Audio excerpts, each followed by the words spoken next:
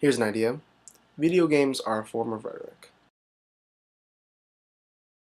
Video games are often thought to be an unnecessary distraction, where people play in order to burn time with nothing meaningful behind this play.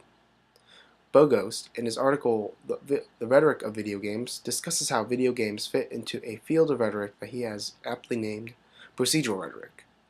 Much like how verbal rhetoric is the practice of using spoken language persuasively, and visual rhetoric is the practice of using images persuasively, procedural rhetoric is the name for the practice of presenting arguments through processes. So rather than learning from listening or reading, we come to understanding the complexities of a system by being involved and playing with it. Bogo says video games are a model for real and imagined systems. We always play when we use video games, but the sort of play we perform is not always the stuff of leisure. Rather, when we play, we explore the possibility space of a set of rules. We learn to understand and evaluate a game's meaning.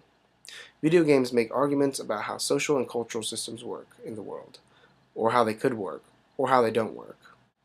An example of this procedural rhetoric at work is in the seminal classic, Half-Life 2.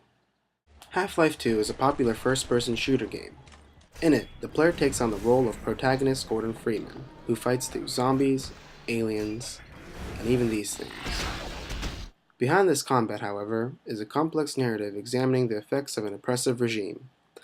This oppression largely takes place in City 17. This city is the representation of what Bogost would call a possibility space. The player is given the agency to explore the city, but quickly realizes that much of the exploration is barred off by the police, who have no qualms threatening and even beating the player if they try and access unauthorized areas. There are also many forms of propaganda faced by the player, as well as small drones that fly around and monitor the player's movements throughout the city. The effects of oppression can be seen throughout the game, through interactions with non-player characters, who live in fear and destitution. In many ways, this game parallels the likes of 1984, but unlike the novel, the player directly interacts with the oppressors. Bogo says that procedural rhetoric is to expose and explain the hidden ways of thinking that often drive social, political, or cultural behavior, and Half-Life 2 shows how people, the player included, must act within the confines of an oppressive system of governance.